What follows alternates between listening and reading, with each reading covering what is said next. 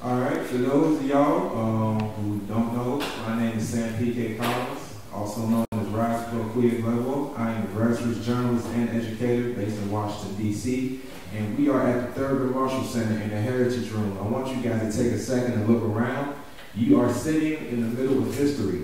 For those of y'all who don't know about this building, this is the old Boys and Girls Club. At one point in time, our ancestors in D.C. Played here, played basketball, all types of activities in the city that was segregated. And in some regards still is, you know, segregation 2.0 here. So our conversation today will be in the context of that, as nothing is really separated. What you have before us today is a panel of parents, administrators, entrepreneurs, social activists, people who are on the front lines, students. I can't forget the students, the young people, for it is not because of them that we are here.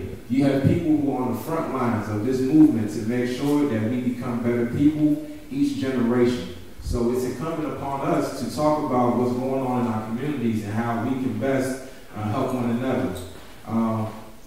This panel, Parents Take the Wheel, it is designed pretty much to inform parents who might not be in the know, parents who are often inundated with just tasks, different obligations, to help them figure out how to take their child's education back in their hands. And the reason why this panel is so powerful is because you have people here who have direct experience in that. And they're going to talk today just about that. So without further ado, I'm going to introduce the panel. Starting to my far right, your left, I have Miss Michelle Rod. Miss Michelle Rod, she is a guardian to a young man, and she has been very involved in his education for the last few years now. She's going to talk about that. Her professional background is very astounding, so I'm going to read her bio and let you guys be as wild as I was when I first read it. Michelle Rod is a seasoned executive with a proven record of directing executive action, piloting governance transformations, and promoting board relations. Adept at leading change to achieve organizational goals and serving as a valued strategic partner and trusted advisor to leaders and senior executives. She was most recently corporate secretary at the National Restaurant Association, where she led board operations for an 80-person board of directors and the organization's founder, with a 35-person board of trustees. Prior to the National Restaurant Association, Ms. Rod served as Assistant Corporate Secretary to the American Red Cross. While there, she oversaw all board of governors and executive committee meetings and provided guidance regarding corporate bylaws, DOG, manual, chapter, and blood services region charters. Prior to that, she was the Assistant Secretary for USEC Inc. at its Bethesda, Maryland headquarters, where she planned and coordinated annual meetings of the shareholders, meetings of the Board of Directors in this committee, oversaw compliance with the SEC and NYSE requirements of the government's mandates. Ms. Rod holds an MBA from Johns Hopkins, an LLM in International Business Law from the University of Manchester in Manchester, England, and an AD in International Relations from Wheaton College. Let's give Ms. Michelle Rod a hand, y'all. So as you can see there, she's charted a path for herself and she's giving back. So I really want her to talk more about that, and we will. Our next panelist is none other than Brother Bomani Armah. He is known as not a rapper, but in the sense he is, but he said he's not a rapper. He's more than that, and he's going to talk about that tonight. He is a self-identified poet with a hip-hop style, and for those of y'all who came up on 106 and Park back in the day, a decade or so ago, he's behind the single Read a Book, which is a very, very catchy single. Y'all remember that by any chance? Okay. Well, since then, Brother Bomani has been doing quite a lot in the community up and down the East Coast. Baba got bars. You can find him in the libraries, in the schools, among the homeschool children. He has his twin boys always with him out and about. So he's deep in it. And he's going to talk more about that tonight. Let's give Brother Bomani a hand. All right. Next, we got Brother the Very Goodwin. Mr. Goodwin, as I call him, he was my former employee at one point, and I had to bring him on the panel, you know. Brother Goodwin, he is an educator in in his 24th year in the field, so we're talking more than 2 decades here, a wealth of experience. Over the last 24 years, he has served as a teacher's assistant, English teacher, instructional coach, and administrator in VA, DC, and Virginia. So we're talking about a whole region along different, pretty much parts of the school system. He believes that the parent-teacher relationship is critical to the success of the student. All right, let's give Mr. Bill a hand, y'all. All right, this brother, this young brother, let's give it up for Mr. Jordan Coker. He has to. Parkdale High School student in his junior year and a founding member of the Parkdale Black Student Union. He is the class of 2020 class president. He does it all. He stays in the books. He organizes with his fellow students, and he's up here on the panel tonight. So, you know, Brother Jordan, I hope you don't mind, but we're going to give the mic to you at a lot of points throughout the evening just because we're talking about you, you know. So we're talking about parents, but it's in the context of you, you know. So you really got to tell us what you want out of the adults in the room, you understand? So yeah, let's give Brother Jordan another hand. Last but not least, y'all, I'm very pleased to be sitting next to Brother Kevin Copeland. Brother Kevin Copeland was born and raised in Southeast DC. He has been married to his beautiful wife, Natasha Copeland, for 19 years and has 7 wonderful kids. He attended Norfolk State University, and he's a retired detective with the Metropolitan Police Department. Brother Copeland is highly committed to serving the community, specifically homeless families, families in transition, and at-risk youth. He continues to strive for better access to resources for members of the community. As founder of Brothers and Sisters Keeper Outreach Ministry, he pretty much facilitates all of this, and I really want him to talk more about that tonight. So please, Brother Copeland, when you get a chance tonight, just connect all of that with us, you know, from the homelessness to the at-risk youth to what you do and to greater lessons. He lives his life according to his favorite scripture. I can do all things through Christ who strengthens me. Philippians chapter 4, verse 13. Let's give him a hand, family. All right. So before we begin, if I can just, because I'm going to be involved in this as well, we're making this a conversation. I really want everybody to relax. So, you know, get your breaths in, you know, just relax. The reason why we hosted this panel is because, as you know, September, a few weeks ago, a lot of our kids went back, you know, to school. How many of us can say that over the summer we enriched our students with activities, we sent them to camps where they learned, we put a book in front of them? If I can get a show of hands, the parents or the aunties, uncles in the room who did that. All right, that's beautiful, you know, because school is all year round. And we really have to make sure that our students are really enriched, especially our black students, because, you know how it is in this world. Not saying you have to be twice as good or twice as smart, but it's just that we really have to keep in the tradition of our ancestors who really valued reading. Even before enslavement, we created this world. You know, we've done everything to build this world which was taken from us. And I'm going to talk about that in my spiel because we have to have that understanding as a people if we are to return to our greatness. At this point, I'm going to pass the mic to one of our panelists, and we can move on down in any order that y'all want to. If you guys can talk more about your relationship with young people as far as your profession is concerned. You know, what it is that you do with your young people, how often, and just how did you get involved with young people? So whoever wants to start. Ms. Rod, you got us? Perfect.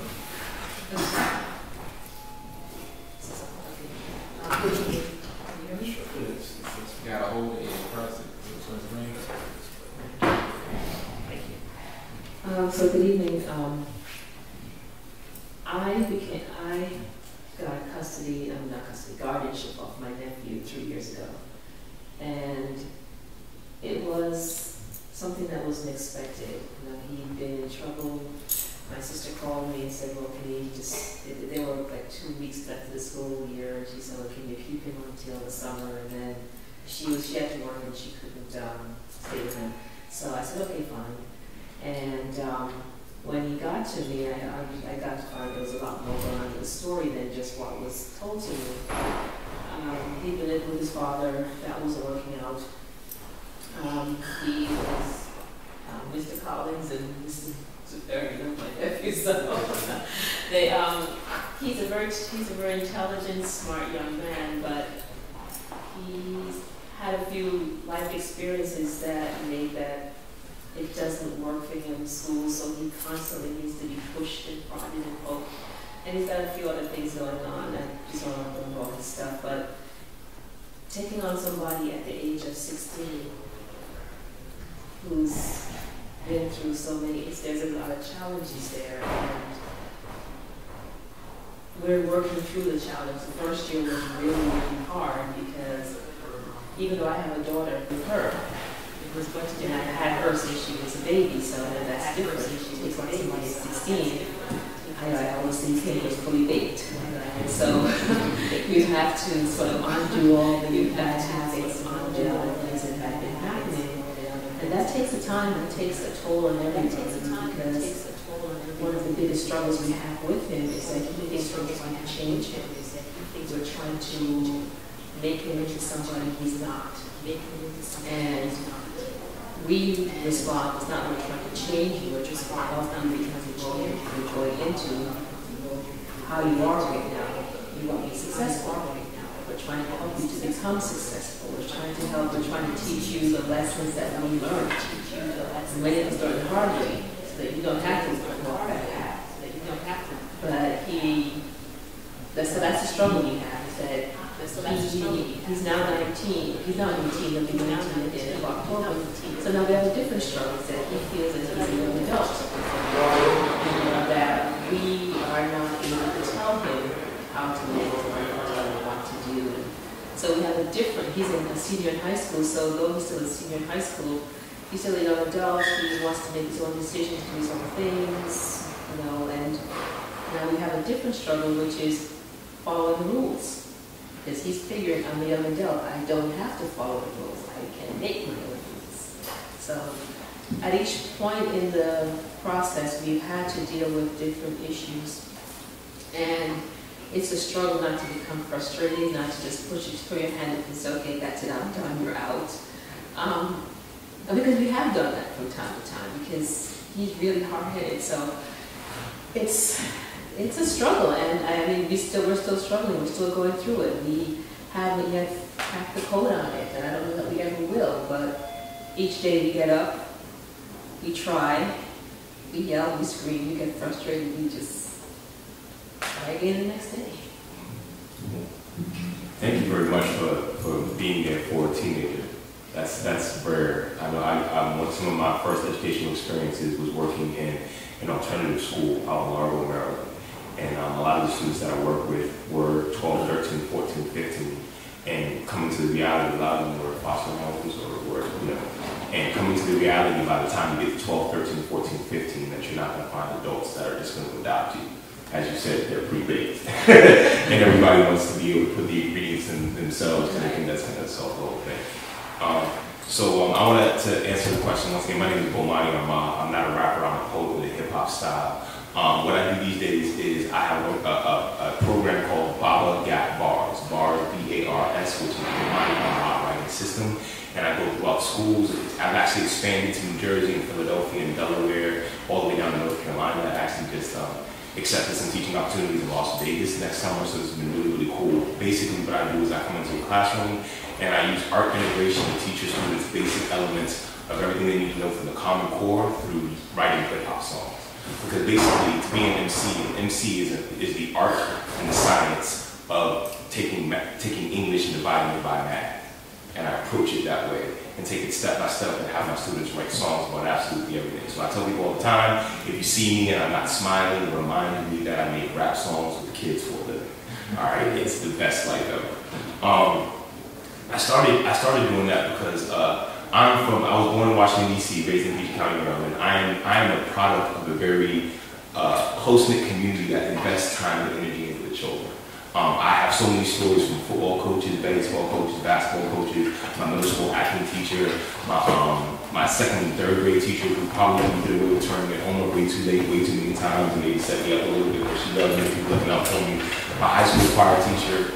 I was coaching youth football before I graduated high school because I love the connection that adults were making with me, and I wanted to have that connection with other young people. When I went to college, I wanted to be a musician or a teacher. I went as an education major. This is probably a crucial moment in my life. I went as an education major. I wanted to teach history to middle school kids, specifically Black history as it's practical for children. One of the main reasons people don't think history is fun is because it's taught to you as in places and dates instead of life lessons that you should follow and emulate or reward. So I wanted to teach practical history to Black boys. And one of my frat brothers, I had a conversation with his mom. His mom was a teacher. And she was like, why do you want to be a teacher? I said, oh man, I want to be able to teach Black kids the real Black history. And she said, oh, that's so cute. She said, boo, you're not going to be able to do that. They don't have a curriculum for you. You don't have to follow that. And that like jacked me all up. I changed my major in English. I decided to be a poet and an artist. And I was doing that full time. During that time is when Read a Book happened. But part-time what I did was some money to, as I said in the song, Read a Book. Having conscious songs with conscious lyrics don't pay the bills, you know what I'm saying? So as a part-time job, I was like, I love coaching, I wanted to be a teacher, to be working in an after-school program, so I started working at Marcus Table, which is about 5 blocks from here. The after-school program was run by this guy named Tim Jones. He just retired from Marcus Table, and basically one of the flagship programs they had was something called Crushed Ice, and that's where we created hip-hop music and hip-hop culture and art with these young people that came from all around the city. And I had the really good fortune of meeting and working with some really great kids. One of the kids I worked with was somebody named Chris Styles Bacon.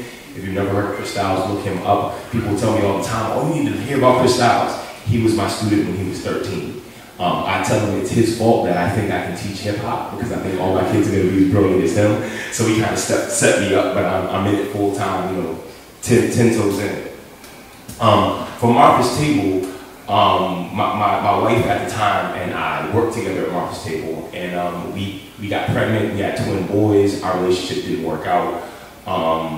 And when we had gotten married, our plan was to be this Black revolutionary couple that homeschooled our children. And then when we got divorced, it was like, there's no way that can work. And so my ex-wife started living in Laurel.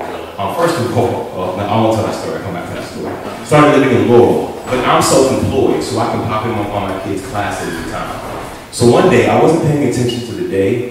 I popped in on my son's class on Columbus Day. And I got a chance to hear the Columbus lesson. And I was they actually did a pretty good job up to a certain point, but then the teacher brought out the old 1492 poem. And y'all know 1492, Columbus sailed the ocean blue, that propaganda, right? And so I raised my hand. You're not supposed to interrupt when you're sitting in on your student's class. You're supposed to just sit there and, you know, take it in and maybe ask some questions later. But I went to the teacher and I was like, you're not really supposed to use that poem anymore. It's not even factually correct. To which the teacher responded, hey, yeah, I know it's not factually correct, but the kids love it and it rhymes, and so they'll catch it, it'll catch on. I'm like, oh, that's exactly the reason you don't do that, you know what I'm saying? So then I had my sons afterwards, I took the papers from them after class. I was like, Christopher Columbus was a horrible, disgusting man. He was an idiot, he was lost at sea. I cursed. I made sure I had a conversation with my sons when they were much, much younger that profanity should be used in profane situations. And so I told them how badly I thought Christopher Columbus was with some choice language. And I was like, I apologize that you had to sit in on this lesson. My whole plan, my entire life is that no one ever came to you with this BS, but I'm glad I was here to have it. And then 2 hours later, I left. It was the end of the day. I left. Their mom picked them up. Their mom calls me, and she says, yeah, I came out, your sons had these Christopher Columbus papers, and I snatched them out the hand and ripped them up and was yelling and blah, blah, blah, blah, blah. And they was like, yeah, Daddy was already here, he told us. I was like, all right, cool. I was like, so what we gonna do? We talked about homeschooling. I felt like my parents did a lot of work unschooling and deprogramming the messages I got in school. My parents took the time that I didn't realize at the time. My dad used to buy me Ivan Van Sertima books, stuff that I didn't appreciate when I was 14. I was like, dads don't just buy their son the Ivan Van Sertima books. They spent a lot of time deprogramming me. And I was like, I don't want to deprogram my children. I just want to program them right the first time. The whole thing with the ingredients you were talking about. So we decided to homeschool. And we were fortunate, we decided to homeschool that next summer, was when we started, and we were fortunate to once again live here in PG County, Washington, D.C. area, where there's already a homeschool community. And so we kind of jumped out the window, but fortunately it was mamas like Monica and Jessica and a whole community that kind of caught us. It was like, this is what you do, this is how you do the paperwork, this is, you know, and one of the main things they told us was, look, you live in Washington, D.C. All these free opportunities and experiences and stuff that you can do with your children, just do that. And we've been working from there. Right now my sons go to Wilson Baker Academy, which is a homeschool collective that really runs like a school. It's very, very efficient out in Upper Marlboro. But we went around to a couple different homeschool collectives, and I love it personally. Like, there's nothing I'd rather be doing than being with my children. I love children in general. I especially love mine, you know, go figure. But I've been loving homeschooling. But while I've been doing that, I've also been building my career doing the Bomani Armah writing system in school. And basically what it is no matter what the topic is, I have your students write a song about it, because a well-written song resembles a well-written essay. The main idea is either the introductory paragraph or in the chorus. The supporting details are in the verses or in the supporting paragraphs. It's been taking off. I've been getting hired all over the place. Now they pay me to teach teachers this system. And one of the cool things that's happened because of this whole thing is I'm in a different school every week. I go from Southeast to Rockville to Baltimore to Delaware, and I get to see what everybody's educational experience is, and it's very, very interesting, especially seeing how black kids are treated in general, black kids in black schools, black kids when they're in minority situations, and just really seeing what resources mean. You know what I'm saying? Everybody keeps talking about what we got to do in our own communities, and we do. I don't want to say it's one thing or another thing, but we need more resources in our schools. And what I learned from going from one school to the next is some of these kids just have a whole bunch of opportunities that other kids don't have, which is, you know, reality of a capitalistic system. If you're in a capitalistic system, why would you want other people's children to compete with yours? But as people coming from those lower, you know, classes, we've got to figure out how to create those opportunities. And I think I've been learning a lot from my experiences the last couple of years on how to do that. So that's the best starting place for me. Appreciate it. Mr. Good? Oh, wow. It's might be a bit. Sorry, go ahead. Not that I necessarily need it. Hello. Okay. So I've had a unique experience in education in that I'm probably one of the few of my friends who has worked at elementary, middle, and high school, and have quite honestly experienced issues with it's better at the elementary level because the kids don't know anything, but certainly by middle school, the kids have convinced half the parents that they know everything and you don't need to come. And certainly come from a household where my father was a military, Air Force member. My mom was a stay-at-home mom, but even when it came to school, it was no news is good news. If they didn't get any letters from the school, then everything was fine. But when I got into education, I realized that, as I got older, I realized there were a lot of opportunities that I missed out on because my parents weren't as involved as I would like them to have been. Certainly my father was working, he did things the best way he knew how. One thing I can always say to parents is no matter how old your child gets, the older they get, the more they need you. I share with my parents now that my role is not to instill values and tell your child how to think. My role is to make sure that your child meets his or her plan for their life. I always ask students, what's your plan, what's your goal when you graduate? If it's college or career, if it's college, fine. If it's a career, that's fine as well.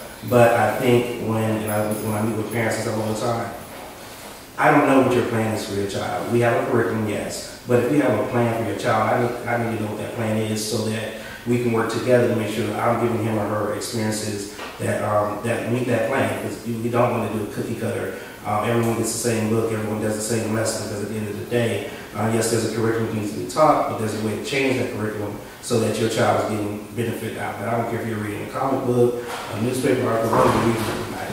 I've stayed in short, I've been a classroom teacher, a principal, instructional assistant, all those roles I've had. I've always thought that the parent was the piece that's most important. Kids, obviously, the kid thinks they know everything, they know what they want to do. And certainly by middle school, high school, they know everything. They don't need us, so to speak, in their minds. But I think having a parent to constantly guide the ship and working with the teacher, I'd rather you nagging to death and constantly be there than to only show up when there's a problem. Because you don't want to hear from me other than when there's only a problem. We want to hear, okay, here's what we're doing for your son or your daughter. We want to make sure that we're working the plan, whatever plan you have for your child's life, whatever plan your child thinks he or she has. We want to make sure that he or she has options at the end, and only through working together and being that quote-unquote helicopter parent, where that parent's always willing to come in. Because sometimes being an educator, it's almost, you only see parents when there's a conflict. Very rarely do you find parents like this guardian who will come in and try to prevent the issue. But you want to make sure. I used to always say, as a principal, I was like a police officer. You really happy to see me, really upset to hear from me. And that was never what I wanted to be. It was never what I want to be. I want to be able to help guide young people in the direction that they decide to go. I was telling my teachers all the time, we're preparing kids for careers that don't even exist yet. So we have to open their minds and allow them to see that this is what they can do and what they can become. And they may not even know. I was talking to a young man this morning. He hadn't quite figured it all out yet, but he knows he has an idea where he wants to go, and that's our role as educators. But we need the parents to be involved. And I know as a parent, I've been through this once with a 20 and 22-year-old now, and I now have twin 10-year and 11-year-old girls, and I know that as a parent, going to work all day and then getting home, and be like, you're ready to take your shoes off and take your clothes off and just sit on the couch and watch TV or just relax. I mean, you get a call, oh, come on, let's go. Like, what you mean, let's go? Oh, we got PTA night tonight, or we got a fundraiser tonight. I'm like, you can give me more than a 10-minute notice, but many times I have, because early in my career, I always thought, I didn't have time. I looked up, I was like, my boys are getting ready to graduate high school, and how much of their school life have I missed trying to make sure I was there for other people's children? And I realized that parents, as parents, they face the same issue. Like, how can I be here for my kid? One of the things I always try to do is have things at different times. So parents who work third shift had opportunity to do things early in the day, or parents who work a 9 to 5 had the opportunity to do things in the evening where they weren't necessarily rushing from work, because it is hard as a parent, and most of us probably grew up in an age where we felt the school has it, but our children live much more complicated lives than we ever did. My first computer was a Commodore 64. I show that to students now, and they laugh at me like, what do you do with that? It took 2 minutes for it to load. 2 minutes, that's too long, I would throw it out the window. So, so I think it does take the parents, again, I always tell my parents, your child's dreams and their goals better than I do. Let's work together to make sure they can reach you.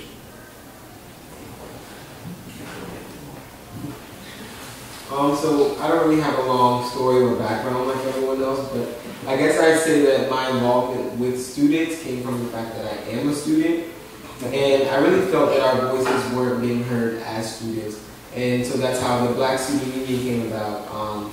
And we don't only talk about issues happening in our world, but issues happening right in our schools, and I think that's what we as students really need in order to. Good evening, everyone. Kevin Copeland, better known as Brother Copeland. It does take a village to raise these kids. It takes all of us, especially the African American community. I tell you, 28 years working with the youth, and I realized there was something that was needed in our community, and that was mentors, more African American male mentors. So I made a decision. I have 7 kids myself, so I'm going to give you just a brief background of that situation where I realized that I had to be there for them. The first one that came out of her mama's womb, I had to be there and be there through the entire time to see that this little girl gets what she needs so she can be successful in life.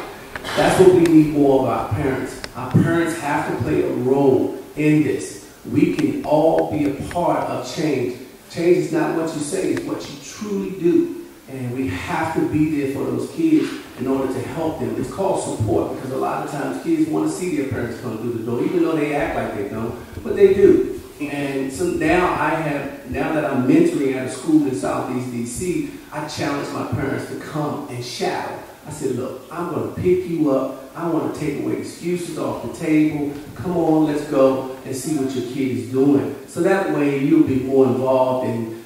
And one of the things that I learned as a parent is that you can't let these teachers label your children. You can't allow them to tell you what your children what they need and don't need. You should know that. You're the mom, you're the dad, you're supposed to know what your child needs. And for some reason, the world thinks everybody learns the same way. And sometimes kids learn differently. And these teachers today, they don't want to take that time out to really sit down and understand kids learn differently.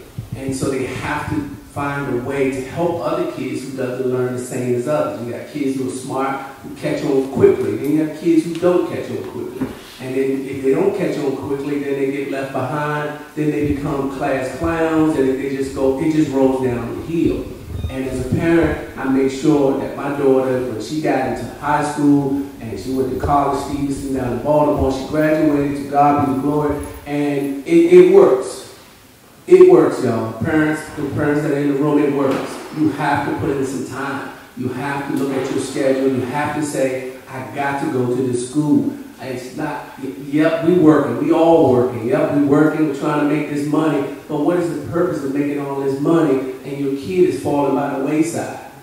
And then you have to pick him up, pick her up, and then now they're in jail, they locked up, or they're out here selling drugs because you're not involved. So I would say to the parents that are in this room, we all are in this together. I'm with you. Let's do this thing. Let's sit down with these kids. Let's find out what that plan is. Jeremiah 29:11 says, I know the plan that I have for you, said the Lord, not to harm you, but to do you good and to give you an expected end. There's a plan. Jeremiah 1:5 says, I knew you when you were being formed in the belly of your mama's womb. There's a plan. So what we have to do is keep our kids on that plan. Keep them focused. Find out, times have changed. So we got to keep them focused on what it is that they want to do. And because kids change their mind, I know I did when I went to college. I changed my major several times. But one of the things that my grandmother did, who raised me, was that she kept me focused. So whether your kid is having behavior issues or there's issues with fathers or moms or just respect, attitude, we got to work on it because apparently something has happened to cause that kid to act out. Thank you, sir. Thank you, and thank you, panelists, for answering the questions. Before we go into the next question, I'm actually going to give Jordan the mic for the next question. I want to tell a little bit about myself.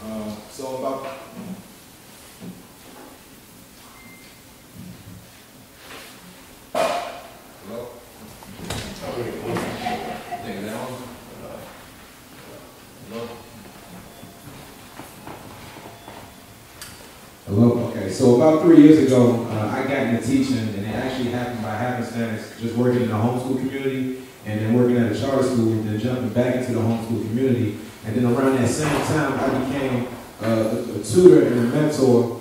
Well, I became more involved in my niece and nephew's lives, so as a tutor, and just being involved in academics, so I've actually seen both sides. And so this is pretty much going to inform the question that I asked the panelists tonight. Jordan, you know, we speak a lot. The panelists have talked about just being in the room with their kids. They really encourage the kids to, chart their own path. They've encouraged the parents to be involved.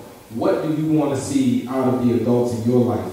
You know, if you can just talk about your future plans first, and talk about what you want to see the adults do in your life as far as just nurturing you, right? And then after that, if the panelists can just jump in and talk about how they have done that for the kids in their lives. So one more time, Jordan, if you can just talk about your future plans and how the adults in your life, from like family to administrators to teachers, right, how they can help you, right? And then from there, if the panelists can talk about how they have done that. So I currently aspire to go into the legal field or education. I'm not really excited about that, but I think the biggest thing really is resources. And we touched on it earlier, the resources in our schools and just the curriculum. You know, we have an African American studies class, but is it true African American studies? And why should the teacher be a white male as opposed to an African American? I think really just the resources and how we operate as a school system nationwide is one of the biggest issues. And you said, how do we talk? Yes, sir. So I have to shout out my teacher, Mr. Pyro. he's just a great person. He knows that I want to go into the legal field, so he sent me this whole application. And you know, I don't really want to go too much into it, but I think we need more teachers who truly care and administrators who truly care and want to see the students do well.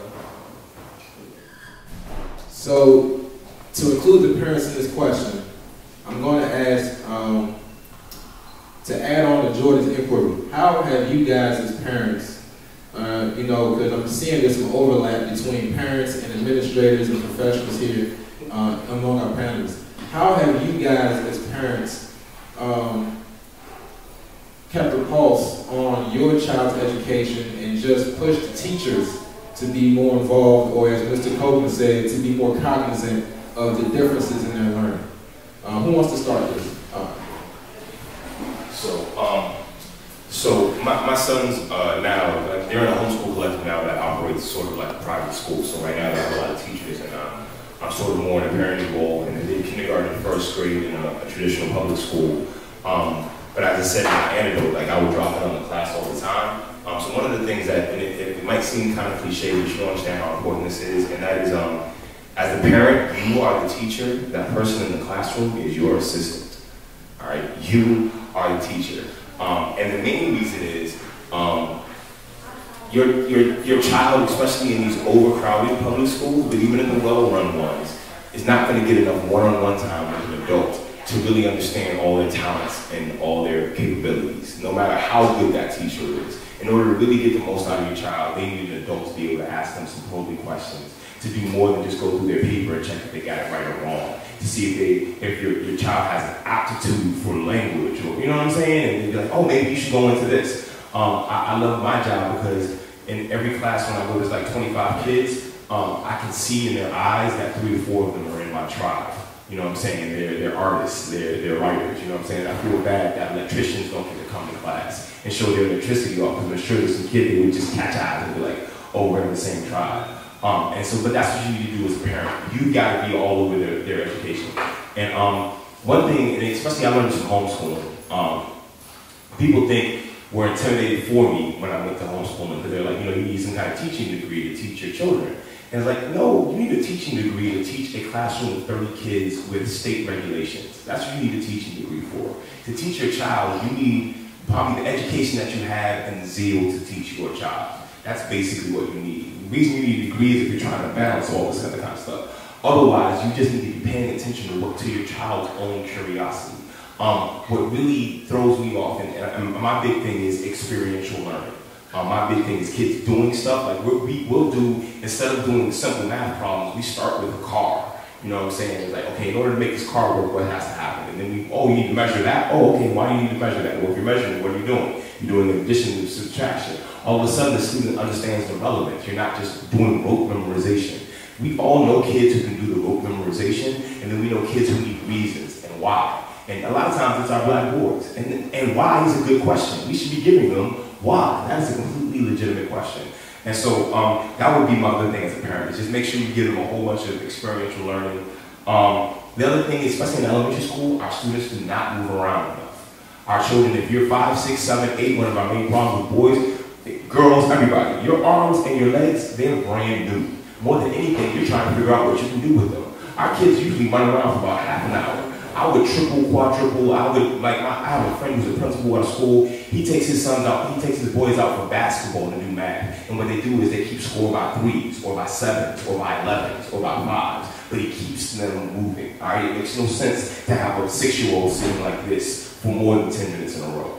All right, it's unfair to that child. And the last thing I would say is, this is the hardest thing. The hardest thing is your child's friends. You have to be involved in your child's friends' lives. Okay, this is a hard thing to understand. This is a hard burden you have to bear. My father was really good at this. I'm trying to be really good at this. As much as you can affect your child, that peer pressure is real. All right, and peer pressure works both ways. All right, and so I know people who have their child's friends they don't particularly like, and until their child moves away from those friends. My father did that. He also told my friends that he didn't like, that he saw that I wasn't getting rid of. He would tell them, hey, all right, bring him to church with us. You know what I'm saying? If I'm going to get to know him, we're going to get to know him. I'm going to make sure he's not the one taking you offline. So that is a hard one to do. That is a hard one to do. That's the village thing on some really deep level. And I think those things, especially once again, understanding that you are the teacher and that the person in the classroom is your assistant. I think that's the biggest thing right there. Yes. So, this one is sort of hard because, as I said, my nephew's now 18. He's seeing himself as a young adult. So a lot of the whole involvement, he's keeping us at an arm's length. And so there are a lot of things going on that we're trying to figure out with him. Right now, we're getting ready for the whole college application process. And I was just telling Mr. Collins this, and I just had a conversation this morning. He hasn't started. He hasn't been identified the schools. He hasn't done any of it. And so we had a conversation last week, and we said, well, why don't we go with the list of 10? I'll come up with a list of 10. We can go through the list and see. Well, I've come up with my list, but he still has yet to come up with his list. So it's,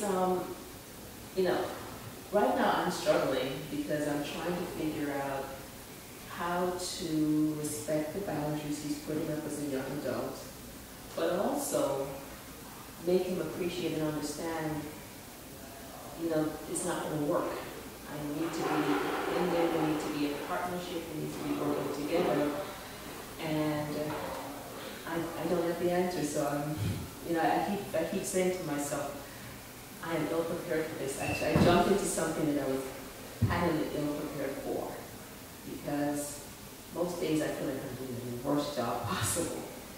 Most days I feel like, I goofed up, I did something wrong, because he seems to be withdrawing more and more. And I keep trying different approaches, different things, different whatever, trying to get different people in to talk to him, but he seems to just be keeping everybody at a certain arm's distance. And so, in terms of resources and what do you do, I'm still trying to figure it out as well.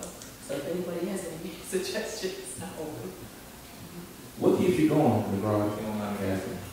What keep, in the midst of all of that? Because you're still here, and you're very transparent. I think that's admirable, because it's not easy.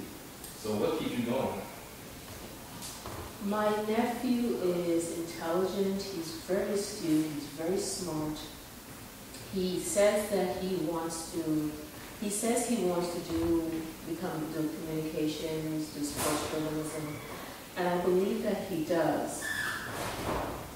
I also believe that, just as everyone was saying, that you can't give up. You just can't give up, because if you give up, what's the alternative? What waits for them? Prison or death? Or both. And so I can't give up. And I go to bed and I wake up every day and I keep thinking, what can I do? How do I do things differently?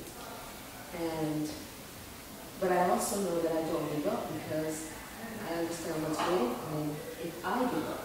Because who else is there that's going to help him? So that's what keeps me going. Thank you. First, let me say, don't give up. And none of us, most of us probably go to bed feeling like, okay, I could have done better.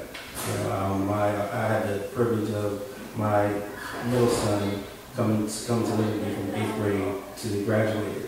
And it was like, was that 2.5 men? It was just 2 men. It felt like that was my household, because there were just 2 men living in the house. And I was trying to run a school while raising a teenage boy who was going through all the things that the 8th to 9th grade transition, the friends, the peer pressure. And it got to the point where, when the day he told me that he was his own man and he had to learn things the hard way, I said, oh, interesting. So we started doing contracts. We started doing contracts where sometimes I was a bad negotiator, sometimes I was a good negotiator, but when I made a bad contract, I stuck by it. I distinctly remember he was in 10th grade, and he was playing football, and his grades the year before weren't the best. I told him, I said, if the poor crowd comes home and you have anything less than a C, I'm pulling you off the team. He signed the paper, we had a conversation, progress report comes home. And there was a D in social studies and another D in Spanish, and a C in something else. And I was like, dude, you're coming off the team. He's like, why? And I was like, because you bring home his D's. He said, you said they'll brought home anything less than a C on the report card. I've still got 3 weeks to pull this thing together. So it was a bad deal on my part, but when he started telling me he was a man, I had to listen to him, right? I had to listen to him say, okay, you're a man, so this is what a man does. Because at the end of the day, if I didn't break the glass and me and you are the only ones in the house, you broke the glass. Or because I have cameras all over the house, so I know the man was here. You know, so I learned to, when they start saying they're men or young ladies, then we start talking about what it meant to be a man, what it meant to be, you know, responsible for yourself. And, you know, so when you told me you didn't need a license, but you called me 8 o'clock on a Saturday morning saying, Dad, I need to get up because I have to do something by 9 o'clock. I'm like, dude, you didn't need a license, right? That's what you said you didn't need. So when you don't have a license, the lesson is you have to roll when the car rolls. If the car rolls and you're late, you got to run extra laps for conditioning, that's on you. You know, and when it comes to, you know, of course my daughters are different. They're girls. And for them, I learned to watch their interests. I used to always say to my parents and my dad, I said, you know, you should put me in music, you should have done this, you should have done that. And he was like, you were never interested in that. So now, as a result, I put my girls down. You're in gymnastics, you're in piano, and as a result, they have a very eclectic taste. So I listen to some very interesting music sometimes, and I suffer through the strings on the violin when all they know how to do is pluck the strings when they're trying to play. And I just lean on, I think part of the best thing I did in raising my children was physical intelligence, which means they had half a shot. And just always being talking to them. One of the things I said with my son was I spent so much time giving him things I didn't have that I missed out on giving him some of the things that I should have given him, like the discipline and the structure. And, you know, my father was a Baptist minister, Air Force Master Sergeant, so our house was very regimented. And, you know, I grew up feeling like, you know, hey, if I ever had kids, I would never do that. But then when it was just me and my son, and there was no one else to bounce it off with, I was like, yo, my parents they were doing something right. And even to this day, he'll call me like, Dad, this adult thing is hard. I'm like, you know, tell me about it, right? But you know, he said, I wish I could just go back and live with you. I said, oh no, we can't come back here. You're out there. You know, he's doing well. He's had some bumps and bruises. But I think just knowing that when I think of my story and where I came from, I can make it where I am. There's hope for all of them. And so I just never give up. I mean, you never know. You know, I was 24 when I was the oldest freshman on campus. I was 24, sitting in class. I probably might have gone to school with some professor, but I was there because that's something that I wanted to do. It took a lot. You know, I tell people all the time, boys and girls, their brain damage to 25, that frontal lobe just doesn't develop that decision-making piece. And, you know, just have to work with them, work through it, and understand that, you know, we didn't get here on our own, and I think a lot of our kids, they think, oh, I can do it by myself. None of us got where we are on our own. And I think that's the hardest piece for us to get our young people to understand, because they carry so much that we couldn't do without our parents, that they didn't do it all. Our biggest role is to make sure that they make mistakes, that they make them early, and know that we're there to support them, but not make the kind of mistakes that they can't recover. I got a follow-up question for you, just based on what you said. If you can talk about, so this is something that we call rites of passage. You know, at a certain point in a young man and a young woman's life, they make that transition from boy girlhood to man womanhood, right? So with you and your son having this contract and him saying that he was a man, what is your definition of manhood? You know, if you can just, you know, pontificate on it for a second, you know, like if you can just speak about that, your definition of manhood. Well, the easy answer would be when you pay your own bills. But this goes so much more beyond that. I think for me and with him, I think, you know, actually it was the most intense 5 years in my life in terms of raising him by myself. I grew and I learned. I learned a lot about myself in terms of what my limitations were. I'm what they call a slow burner. Like, I'll take a lot and you'll think like nothing's going on. But my son knew that when I got quiet, it was a good time for him to leave the room. But for me, it's really about being able to make your decisions, stand by those decisions, and deal with the consequences. And that's what I try to tell him. Like, you know, we have conversations. You know, when you come in late at night and I'm finding things in your drawer that shouldn't be there, we had a conversation about what the consequences of those are. You know, I said, do the math. I said, you must be having unprotected sex. Whatever you're making now, even if you've been away, just do the math. You know, what's the outcome for the rest of your life? And we had some very real conversations because, you know, not to put his business out there, but the reason he ended up coming with me is because his mother got tired of having to go look for him in the middle of the night. And, you know, we had some very real conversations about what was and was not going to happen. At my house, I remember my father telling me, if you can't be home by 12 o'clock, you need to go to sleep where you are. So when I had a curfew, you know, the complex we were living in had a weight room. When the curfew hit, I locked my top lock, my deadbolt, and I locked all the windows. He slept in the weight room. You know what happened? When it happens in the wintertime, it's so many degrees outside. You realize, oh, I might need to get in my curfew. Because what I couldn't do, I mean, I had a job that I needed to maintain, and I was doing it by myself. We were 3 hours from the nearest relative. So we had to have a conversation about, you know, being a member of this household and what that meant. Sometimes it's not hard. I mean, it's not easy. But some of those conversations have to be had at an age where, had he been in a traditional household and, you know, we had more parents, so we probably had those conversations. But, you know, pride was still myth and say, hey, you know, this and that. I had to remind him on the regular. Your actions put you here.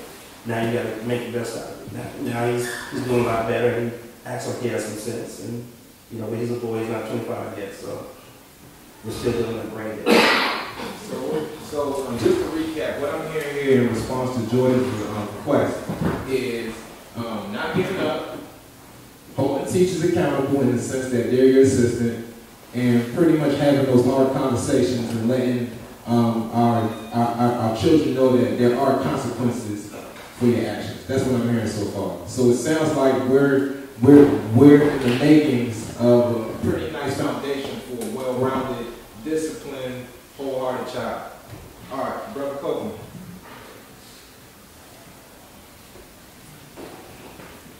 Okay. Peer pressure. What I'm seeing right now as a mentor, Kramer Junior High School, middle-aged kids is peer pressure. A lot of peer pressure. I mean, from bullying, they bully each other. It's about the girls. It's one thing after the next. Social media has taken control of our children's mind. That's all they care about, most of them. That's all they want to do. And if you interrupt them, they're ready to fight you. I say to my single moms, my hat goes off to you guys because you have been the pillars of our communities for a long, long time. And we have to do, we as men have to do a better job at helping out. Yup, the relationship may not have worked out, but that doesn't give you the right to walk away from your son or your daughter. You have to be there to build them up. I think a lot of our emotions, kids that have a lot of emotions, is because of the relationships they do or don't have with their parents. And if we can get that right, I think that we can get the other part right. When it comes to the school and holding the school accountable, holding the teachers accountable, holding the principals accountable for their actions as well, and not allowing them to label our children. I think Jordan said it best, is the resources. We need, the kids need those resources in order to learn, and we have to do it together. Right here in this room, we can do it together, but we have to stay committed to it. That's the problem. Yep, we all work, but you've got to do something about work. You've got to say to your supervisor, I have kids, I have a kid, I need to go to his or her school because I need to spend some time. And that's fair. I think they have a new law now where you can go. You can do those kinds of things. But I think one of the most important things that I'm seeing right now working with these youth, lots of peer pressure. A lot of single moms are trying to do the best that they can do when it comes to these kids, and no matter how much they talk to them, especially if they're raising boys, sometimes the boys' heads are hard as rocks, and they'll walk right out the door and do the opposite of what mom just told them not to do. And I think one of the things that is that a lot of them are attention seekers. They're seeking attention, but the problem is when they get into the juvenile justice system, that becomes a big problem for us, because then now you've got the system in your house. Now you have all of these probation officers and other people coming to your door wanting to know what and how are you raising your children. We've got to train these children up in the way that Proverbs 22:6 is, train up a child in the way that he or she shall go. And when they get old, they'll never depart from it. We have to train up these children, and we have to give them an opportunity. I tell you, my kids, and I got to share this with you guys, is that during the week, there's no phones, there's no TV, it's all shut down. Why? Because we have to get them focused. What's your book? You have no homework? Well, show me a good book that you're reading today. And in fact, let me read it first, so then we can talk about it afterwards. So we can then dialogue about that book. My kids' first learning was the Bible. When I started to teach Bible studies at the house, they began to learn how to read. And reading is truly fundamental for our children, the African American kids, because if they learn how to read, they can almost do anything that they need to do to accomplish once they learn how to comprehend whatever it is that they need to be doing. So becoming a mentor has been an awesome thing for me. I love it. I wouldn't give it up for nothing in the world, because what I want to see is change. And change is not what you say, it's what you do. And when you see this young man, you working with him or you working with her in the 6th grade and the 7th grade, you see transformation, you see renewing, you see all the things that they've gone through. And then by the time they become a senior, you be like, wow, wow. You showed them what they had done to get there. So giving up, no, that's unacceptable. We can't give up. We can't. Our ancestors have come too far. Our ancestors were slaves at one time, and they survived. We're survivors, and we can do this. But now we got to stop looking for the city and the government to help us. We got to help ourselves. So I'm saying to you, ladies and gentlemen in this room who are raising children today, don't give up. Don't get weary in well-doing, but stay on your children. Give them that contract. I like the contract idea. I think it's a great idea because now you're holding them accountable. There has to be accountability. They can't just walk around as if nothing matters to them because of the pressure that they're under. We all been under a lot of pressure. Pressure to pay bills, pressure to do this, pressure to do that. I got another kid that's sophomore in college right now. Pressure to pay bills, make sure that she has what she needs in school. So I'm saying to you, I'm all in. Let's do this. I'm getting there soon about what to do with your teenage nephew and the college search now. My suggestion is this is like 2018 is different than the last 50 years, and so I think sometimes we're doing some of the same things the same. Maybe you should do a job search instead of a college search. Not that he will still not want to go to college instead of getting a job first, but you know, if he wants to be in sports management, look at what sports management people do, and then what their job is, and then what under their job he can apply to, even without a college degree. But just looking at it from that perspective, like, because college is just a means to an end. I think sometimes we're like, yo, you gotta go to college, you gotta go to college. Like, no, you have to pay the bills and take care of your family. You can do that and skip college, then skip college. You know what I'm saying? And that's possible if you know what you're doing. But especially in this day and age, I saw about the congressman from Georgia that was part of the Pez Bridge Walk.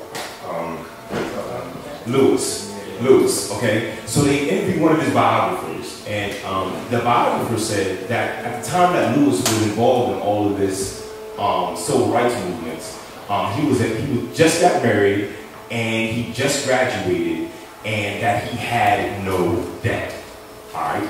As most of his peers, Martin Luther King, that whole generation, you could graduate from college without owing any money. So you can figure out, what do I want to do with my life?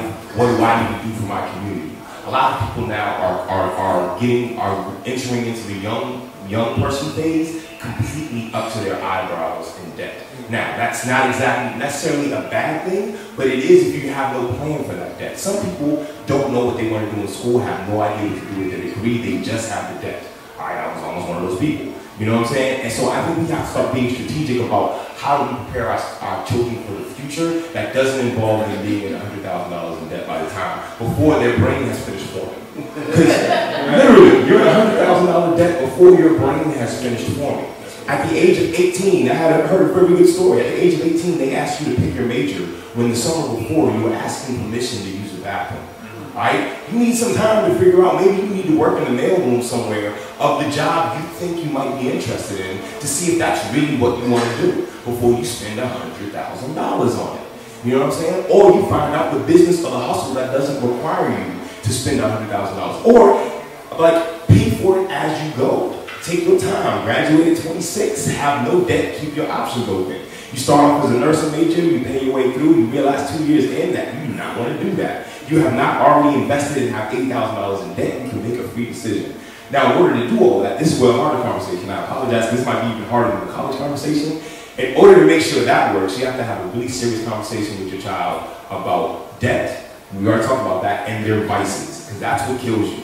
That's what gets you at 18, 19, 20, 21, 22, 23, 24, 25. You pick up smoking, you pick up drinking, you have some children you didn't intend to have, you know what I'm saying? You start going to the casino, you just end up doing things in your life that you have not prepared for that end up slowing you down. So how do you get your children ready at 16, 17, 18 to understand those pitfalls so they can take their time? They don't have to rush to go to school, but they also ain't rushing around getting pregnant and getting, and when I say getting pregnant, I mean boys getting pregnant too, because that's their responsibility as well. Getting pregnant or picking up these vices, that's the hard part. And maybe having that very real conversation. Maybe we're not worried about college, but this is what being a grown-up is going to be like. You need to make sure you're not going into debt and that you understand what you're doing with your body, that you don't fall into holes, that you'll spend the next couple of decades trying to figure yourself out.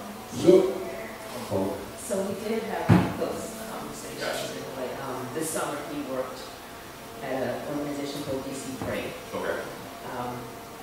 Really interesting job. He had to hold the field down and spend a day sitting out on the field holding it down at the National Mall for them to come and do intramural sports in the afternoon. He seemed to like it. And before he took the job, I said to him, he went to this job fair, he saw this organization, and he came back and I said, well, we went through and I said, well, this one looks interesting. And then I said, well, you could start here. Get something in this field, and then it'll give you an introduction into different areas of sports communication management, just even planning the whole bit. And so he's got that in his mindset. And I will say this about him, he is willing to work. He wants to work. He wants to take care of himself. He wants to be independent. And we had the conversation. I said to him, okay, if tomorrow morning something happened, could you take care of yourself? And he really honest. He said, no, he could not. And that's part of his frustration. Because he once said to me, he has a vision of where he is and what's going on, what he wants to do. He just doesn't have a plan to get there. And that's his frustration. And he doesn't seem to able to focus too much to get him there. So he wants to see the end without realizing that you didn't get there overnight. And then, like you said, he wants to make his own mistakes. That's the same things you said. He wants to make his own mistakes. He wants to learn the hard way. And I keep telling him, the more you do that, the more it dents your self-esteem. Because, and I've seen on him, every time he makes a mistake, he kicks himself and he kicks himself hard. And I'm thinking, why do you do this to yourself? Because then it just your self-esteem and your self-confidence goes down even more. And it doesn't come back because you keep multiplying and adding up. I think also another reason I keep going is because I have a vision of what he can be. It's a very clear vision of what he can be. And I know he has the same vision. You just have to figure out how he gets there. Another thing is, we talk about mentors. One thing that frustrates me a lot is that I seem to see a lot of African American men mentoring men, young African American boys, elementary school and middle school. I don't see it so much in the high school. And I think that's where it's needed the most. Yes, it's needed at the level, but just as you all said, there are a lot more minefields for them at the high school level. There are girls, there are drugs, there's the criminal justice system. There's so much for them. And I think that's where I get frustrated, because there's so many men who see kids like my nephew struggling, but they want them to come to them and ask for help. These people, they don't know how. And they never will. They'll continue to just try and struggled, just, I'm going to do this. And I wish we could change the dynamics where the men would just say, you know what, I'm not going to wait. And even when they push them, they're just like, I keep going back to my nephew. Right. And that's what frustrates me. I keep wishing that, and I'm not my nephew alone, but I see a whole lot of other kids. I think that's the missing piece for some of these young guys, is that they don't have a mentor. They don't have somebody who's just there saying, I'm going to keep bothering you. I'm going to keep coming back to you. I'm going to keep reaching out to you. You don't answer your phone, I'm show up at your house. That kind of thing. Because that's what I did to my nephew. He gets hard-headed. I had a conversation one night. He didn't want to take a bath one morning. And I said to him, you're taking a bath before you go to bed, to school. He said, no, I'm not. So I said, even if I put you in a tub and bathe you myself, that's what's going to happen. And we went back and forth for a while, and I sat down and I said, you're not leaving this house to take a bath. He got angry, got in the bath, took his bath, and went to school. He was late, but he did. And that's what's required. You say, don't give up, don't give up. I got a follow-up. Yeah, there's a lot of good conversation going on. I actually want Jordan to jump in because, so like, from my experience, to Ms. Rod's point about the dearth of mentorship among the black men with the high school boys, I think what's happening from my experience is that oftentimes with the high school boys, because they're at that age and they've gone through so much, they think that they're men. And then when the older man, especially somebody who's my age, I'm not, you might have like less than 10 years on them, and you're trying to, get them aware of what's going on. There's that friction because it's like, all right, who's this guy trying to talk to me? I'm a man, like this and that. And some of us as men, they're trying to instill discipline, and I'm speaking candidly, we might not understand that our discipline might not be, the best brand because we're coming from a generation where, stuff might have been a little more stable, like families were a little more intact. So we're not really keeping in mind, and I'm speaking personally because at time, just given the fact, even within the last 10 years or so, a whole lot has changed, because I look at these kids now, and I love the kids, but I'm like, yo, they're going through stuff that like I could have never imagined going through. And I think the whole social media thing is making it worse because I remember the first iPhone came out when I was in college. My freshman year in college, the fat ones, like the real fat iPhone. Hey, I had one of those. What I'm saying though, but since then, you had a whole proliferation of social media and just the way they interact. I remember coming up with dial-up, you understand? Like, we didn't have access to each other through, you could get jumped or you can get teased, and then the day will be over with. They might laugh about it the next day, but ain't nobody recorded it for you to play it over and over again, like 2, 3, 4 years later. Like, that's what they're going through right now, So my question for Jordan is, like, what has gone wrong? And, you could put your foot on our necks as adults. Like, what is it that adults are getting wrong about y'all?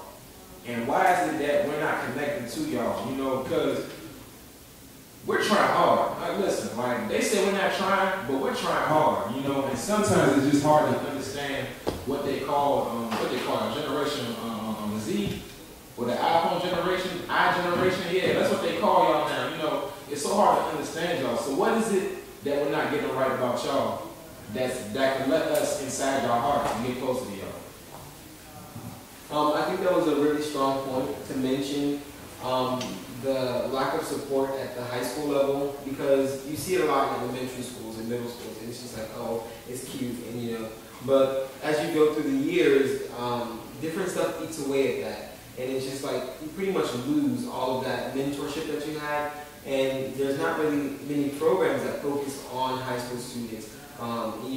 Sort of turning that around. And I just feel like the few programs that we do have, people just don't know where to go. And they're not really relatable to the students. So I would say for the programs we do have, to try to make them as relatable as possible, meet the students where we are. Instead of, stuff doesn't work, that worked in this time, when you guys were coming up, it just doesn't work anymore. So you have to find a way to meet us where we are, and I think that's the All right, follow-up question. What does relatable mean? Like, if you got examples, what would you like to see out of a mentorship program?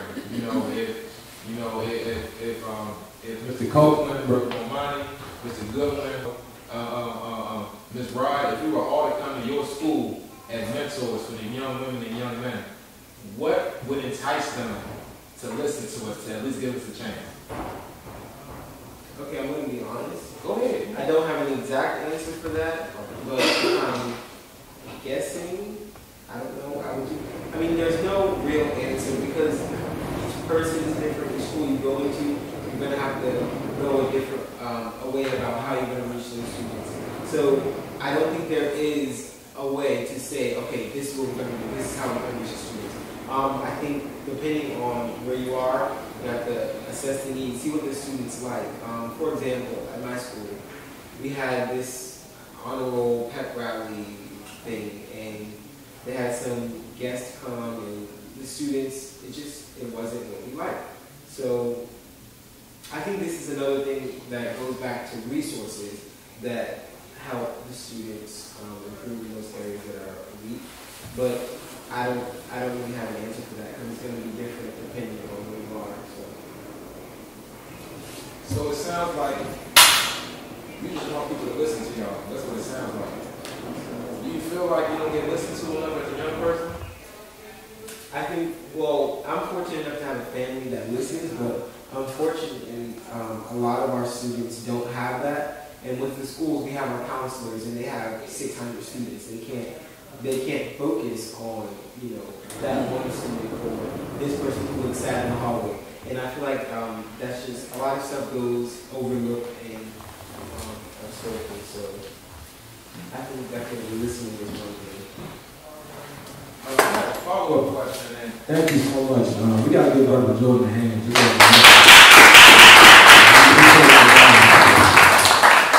I actually have information about an event I would like for you to attend as a young person, and I'll get the word out to the adults too. We're collecting some young people 2 weeks from now to just talk about the same thing we're talking about tonight. So I'll get y'all aware about that. But my follow-up question was more so for Mr. Copeland. Earlier, you spoke about just the emotional issues that come out of the relationships that the child's mother and father had, or that strain, the emotions that come out of it. In your work, what have you done, if anything, to help parents, whether they be single mothers, single fathers, divorcees, to help them repair their relationship with the co-parent in the interest of the child? Has there been a situation where you had to step in and just mentor them or just advise them in a way to go about that, just in the interest of the child? Let me answer that for you. That's it. I'm going to tell you why I want to answer that for you. Sure. Because I'm a living witness of how he helped me. So I'm going to answer that for him, for you. Do you mind using the mic for the I camera? don't want to use the mic. Yeah, no problem. I don't want to use the mic. In my situation, I'm going through a lot. So in order for me to stay focused on to continue on to be more in tune to my son and his classroom and everything, it took Brother Kobe to explain to me as to why I needed to be more in tune. I was one of those parents that every time he called me, I'm at work. I got to work, I got to work, I got to work, I got to work. Well, the simple fact is because I got to provide a roof over my children's head. But he brought to my attention, the more you stay in tune to what's going on around them and even inside the school, things will get a little bit better. It's not going to change overnight, but within the past week or two, because of what the experience, what the advice that he's given me, a lot of things are coming into place for me.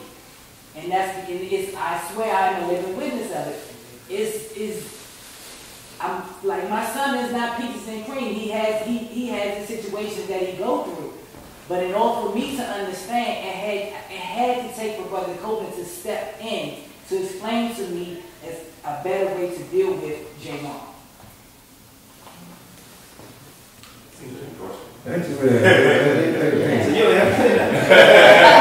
Thank you. Living witness. Quick follow-up for you. You can give as much information as you want for this answer. You don't have to give anything at all if you don't want to, but In what ways within the last 2 weeks have you seen improvement? I put more emphasis on, like he said, follow up and just pop up in the school. Now that I do that, he's a little bit better. I had to take the focus. I had to take the focus off of me and trying to work, but at the same time still deal with him at the same time too, to show him that, okay, I care. I'm here. Maybe this is what you need. Maybe it's not. But this is the step that I have to take to see where it's going to bring us. It's not easy, but it helps. I think deep down he appreciates that. Do you think that like things shaped up because he knew you were coming more often, or Brother Copeland, he knows J1 from last year and this year, but when I can say he's at all the games, he's at all my son's games so far. He's been at every practice whenever he can be. He don't have to do that. He's a great mentor.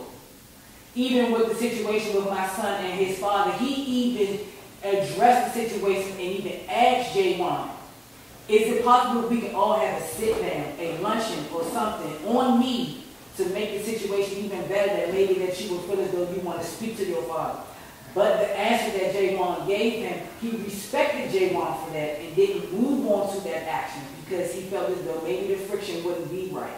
Even with the dean of students, the way he goes to school at. There's some friction there too between him and my son.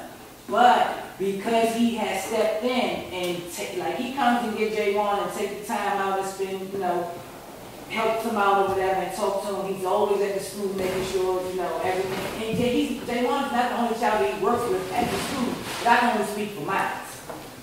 I'm here on behalf to speak for mine.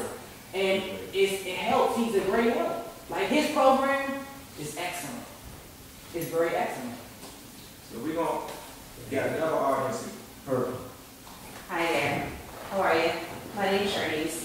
My son is Elliot.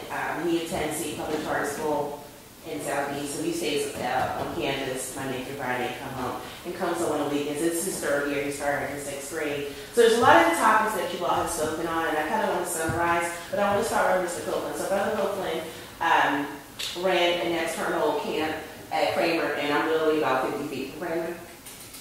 So my son came home with choir, and he was really excited about going to camp, and it worked out great because I work in corporate catering, and in the summer, like, money drops a lot and my expenses go up, so I was like, oh my God, I gotta pay for camp, and it was like, it was a rough summer, I'll just put it that way. So it was lovely to have a camp where it was complimentary.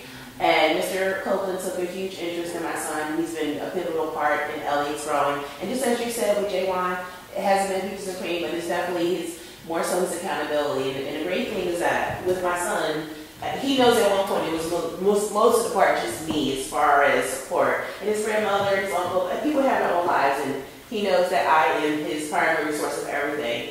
So a few weeks ago, Elliot was, being a little colorful in class, his usual shenanigans.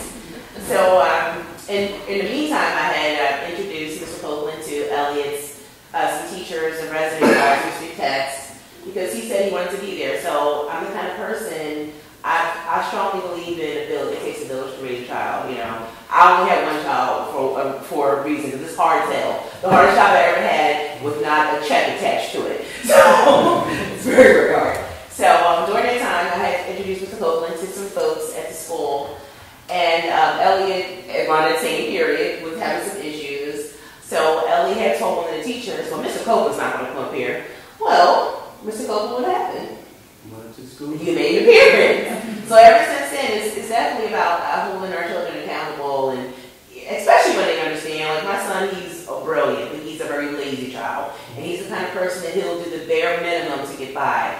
So just as you said with your nephew, I'm kind of like doing the same thing with my son. He's only 13. I want to go back to some issues as far as like teaching our children and being responsible. So my son turned 13 on the 2nd of this month. And with most banks, when the child turns 13, they can get their own checking account with their card, with their name on the card.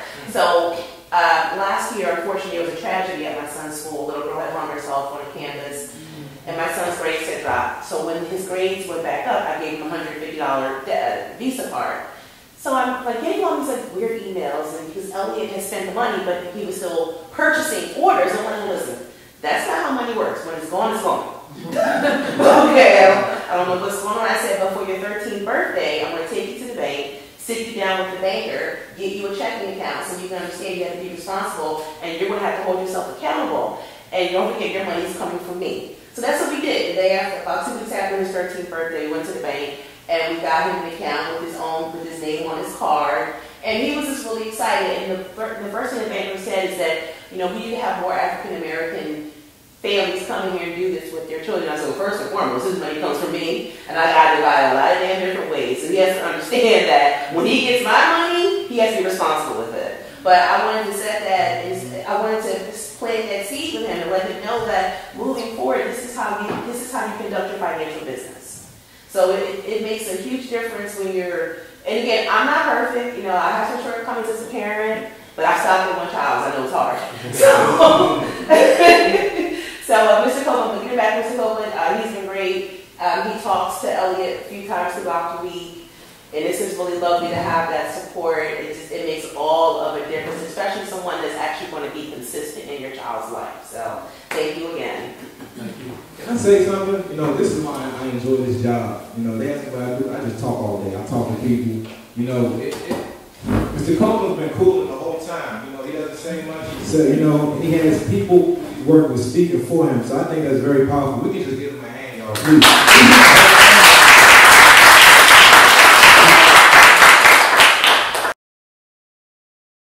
So here's the deal right here. I got one more question, and then we're going to open it up to the audience. But first, I got to acknowledge the guests in the audience, all right? So when I call on you, if you can just wave, to the people in the camera or whatever else. First, we got the Palmer Squad. We got to give them a hand, y'all, please. That right there is a family, okay? If we talking about family, yeah, right there, that's a family in itself right there. So we got to acknowledge them. We got Brother Justin here, a father and the organizer. Let's give him a hand, y'all. We got Nanny Malaya Rucker in the back, we got to give her a hand, y'all. The DC institution, I'm going to put her out there a little bit. Her son, Lamar Rucker, is an actor, very well known. So that right there, in the spirit of St. Copeland, you cannot acknowledge, right? You cannot acknowledge the work of the child without acknowledging the parents and the community that put inside it. So, just for that alone, we got to give her a hand, y'all. Let's give her a hand. In the back, we got attorney Talib Saber in the back of the Saber firm.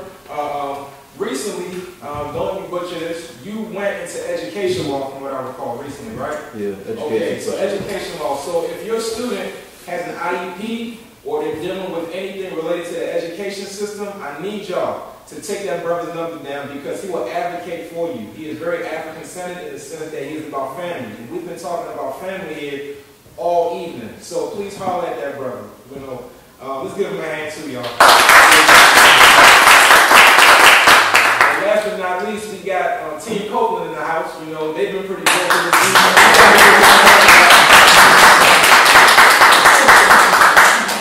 And also, I wanted to share one more thing. Go ahead. Just kind of going back to the community because I live in a colorful community. But the one thing that I do notice about people is that even the people that are like outside in the streets and they're, doing their thing, they watch you. Because, that's just part of what they do on the street. So, I have a lot of people that watch my son. He doesn't even know it. I might get phone calls. I see Elliot go certain places. So, trust me, I put trust into everyone to a certain extent because even though they might be out there, living it out how they want to live it, but a lot of them have had good seeds planted in them too.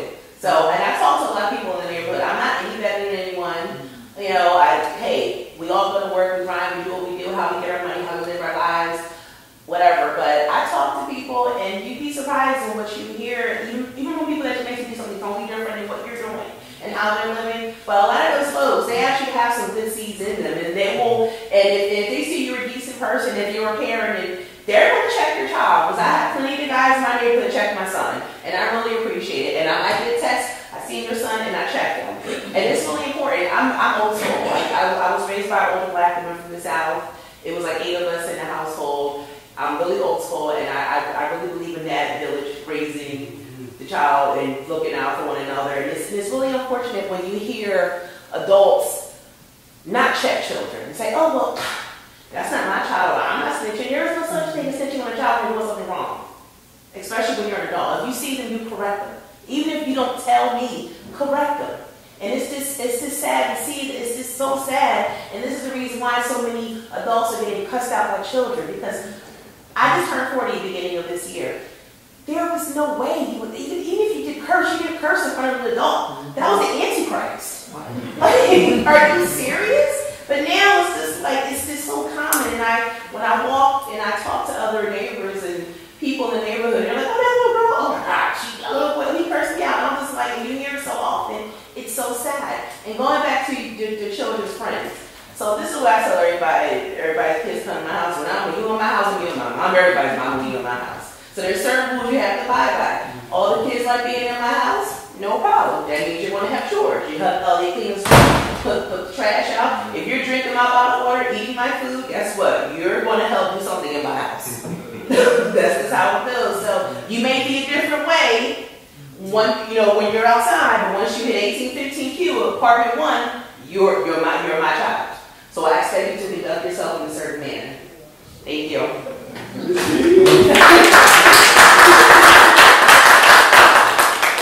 All right, we're going to skip that last question and open it up to the audience with about 15 minutes left. Anybody in the audience, this is your time. This is your time. All right, bet. Number the lady. Hi, I'm greet everybody. And for those who don't know me, I'm an artist, activist, and an educator, and mother of 5 children, 15 grands, and a great grandbaby. I wanted to just share a little bit about what I do and why I wanted to make sure I got here today. Because this kind of forum is to take the wheel for parents. Because I do work in the school systems. I predominantly teach the arts, dance, drama, creative writing. And of course, we know our children are brilliant in those areas. But it's an area I utilize to have them recognize their brilliance, build their self-confidence, so then they can approach their math and their science and their English the way they need to. My real question has to do with, and you may have covered this before I got here, so I sincerely apologize. What are we doing to help the parents realize the power and the potential that they have? Because too many parents, and I'm old school like you, you come in my house, no, you don't watch this, no, certain things don't play, no, you don't have, certain things you don't do and say. I see beautiful young women walking down the street, horrible words coming out their mouths. And God has blessed me with a way in which to address that so it doesn't create harm, so I don't put anybody down. So I might say to some young women, I was like, well, you are so beautiful. Why do you have such ugly words come out your mouth? And they usually giggle, And I just think that too many people have, I came up when folks around you said something to you. And so I decided that I was going to continue that. The most they could do, so far I haven't been cursed out, but I'm old enough, wise enough not to take that personal.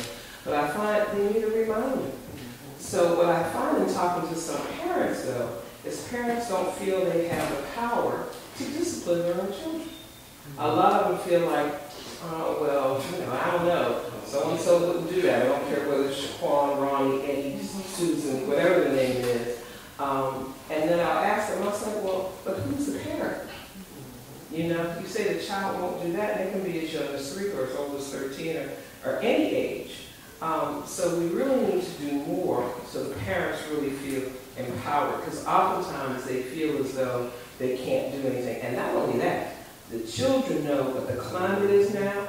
You do that, I'm going to call so-and-so, and, they threaten, that way. And so there are some parents that back down. There's other parents that say, that's all right, you call when you have your bags packed when you show up. So they utilize that a lot. And for most people in this room probably know, corporal punishment is as simple as having somebody write, I will not talk in class. That is corporal punishment, and a teacher can lose their job just for something that simple. So if you hear a teacher's been dismissed for corporal punishment, it doesn't necessarily mean they put their hand on any child. They had them write, "I will be quiet," 25 times. You used to have to do it 100 times. But those are the kinds of things that teachers aren't allowed to do, and usually parents are discouraged from doing. So oftentimes parents have taken their hands off because they're not quite sure what to do. We know some parents have gone extreme in terms of how they discipline their children, so it is more, unfortunately, abuse. So we've got two extremes, very aggressive, maybe harmful, and those that are like laid back, I don't know what to do. So I just need to know what is available to, I can inform parents, who are even not in this room, how they can empower themselves so they know what's available to them. Thanks. Check. So that's a hard question, of course, not completely able to answer, but I do know that I think one thing that a lot of people are dealing with, and I think we have to, especially when it comes to education, is that, and I know this is from working in summer camps and being able to meet with parents afterwards or whatever, and that a lot of parents are working through their own adversarial relationship with education in school. They remember their own childhood being told to shut up and sit down and you're stupid and you're slow and not being able to keep up with their classmates and there being a 40-to-1 teacher ratio. And their own personal schooling experience was a hellstorm. And they're sending their children to school thinking that their children are going to have to do time and get out. I've seen parents have that attitude, you know what I'm saying? Like, I hated it too, my teachers hated me, trust me, it's like that. You know what I'm saying? And they just had a bad experience. And so, part of what they want to do is kind of reset the experience for the children sometimes and don't know what to change and what to take out and what to put back in. But we talk about like this generation's children sometimes, like our educational system hasn't been messed up for 5 generations. Right. So these are children whose parents went through that, whose parents' parents went through that. And so their whole relationship with education all the way back to their grandparents is adversarial. And so I don't know exactly how to tackle that. I do think we need to handle it directly. I love the candor in this room, but parents just telling me exactly what's going on, what they're going through. My son, I'm big on social media. I show people the beautiful things that my sons are doing. My sons do some crazy stuff that doesn't make any freaking sense to me. You know what I'm saying? And I need to have a crew that I can talk to about it. You know what I'm saying? I'm not going to embarrass them. It's not my job to put their business out there, but they worry me sometimes. You know what I'm saying? And I think everyone's children worries them sometimes. So we got to find a circle amongst us where we can talk about that kind of stuff and feel safe and feel free and be able to do that without a problem. I know, worry about discipline. I don't think I've hit my sons more than like I can count on both hands. I do remember having a mentor when I was younger telling me that it's not necessarily that you hit your kids all the time. It's just necessary that they think you will. Which probably just require you to hit them once or twice. But they need to think. But I also want to be careful with that, and I know you're careful with that, because a lot of times in our community, I feel like this is where it's gone overboard, is that spankings are time savers. Like real discipline, real getting to the root of what your child's problem is going to take a lot of your time. You have to sit down and make sure that they talk about it, make sure that they do whatever discipline you gave them outside of spanking them. You have to take time to go do that, and that costs money, and just popping them upside the head makes you feel better, and it takes about 1/10 of the time. You know what I'm saying? And so figuring out how to just invest that time to make that discipline happen when it needs to happen. But I'm really worried about saying this generation is worse than other generations, because I remember being in the generation before. I think we're all kind of dealing with this, but I do think, and I hope we do this again. I know I do this in our homeschool collective. We all just sit down, have somebody talk and do a panel, and then we all just kind of spill out what we're going through. Somebody else is going through it, and we can all help each other with it. So I definitely appreciate you making that happen.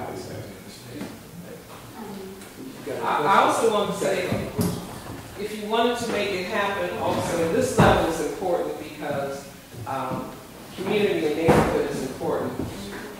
Community and neighborhood is important. If you decided to just kind of pump it up a little bit, because I know some people in our community won't come out unless you feed them and give them something special. So I do know this because Lamont, one of my sons, he spoke about, defines himself as an artist, an educator, an activist, and has his master's in education as well as in the arts. And so I know that if we were going to put together, and I know everybody here is capable of putting something together, but we actually have a parenting summit of some sort where the parents that normally won't come out can come out. They can get some information, we can have some workshops, we can encourage them on what they can do, from basic discipline to tough love kinds of things, because we need a balance of all those things. And you know, if we were going to put together something like that, I would be happy to help, you know, organize and find a date. I'm sure Mom would easily come home to facilitate that as well. So, you know, think about that as we discuss all the other options that are immediately available to.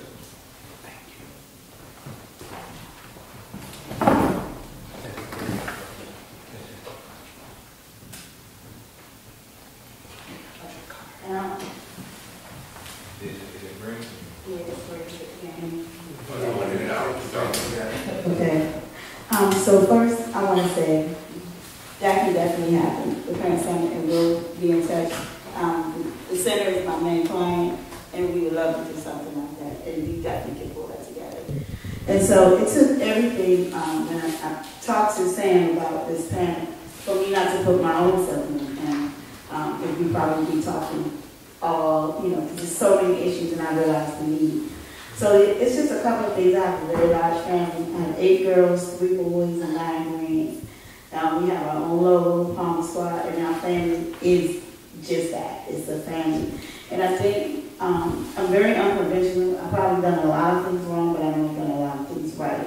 And I think a lot of the time, parents and people, we talk at children, or we tell them what they need to do, or we say, well, do this, don't do this, don't do this. We never, ever listen. And so I listen to one of the things all my children can say is that I listen to them.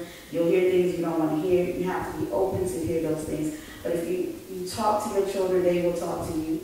And a lot of people say, oh, you can't be your kids' best friend, your friends. You're a parent. I'm my children's friend, and I'm their parent, and they know the difference. And so a lot of people may not agree with that. We have bumps. Boy, we have bumps, but we have great times. And I think that if you develop a relationship with your children, it will work. And if you have multiple children, I have a different relationship with each and every one of my children. I discipline them differently. I talk to them differently. You don't have to say that because I don't have to do this to this person. But I think if we start listening to our children, forming a relationship with them, and know that you do send your children to school, but you have every right, that is your child, when you send them to school. You have every right to ask a question. If you listen to your kids when they come home, what they're telling you, read in between what they're telling you about these teachers, because there's truth in it. And don't be afraid to call up to the school and be an advocate for the children. If it means you go 10 times, you go 10. I have one, I think I had an office in the school.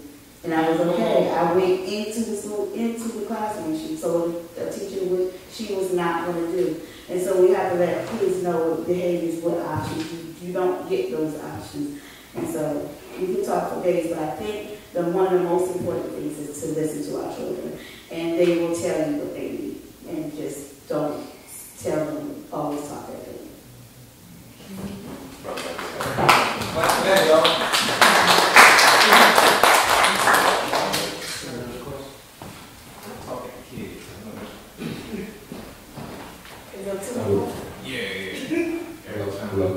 I was pretty much going to say what she was going to say, but I came kind of late.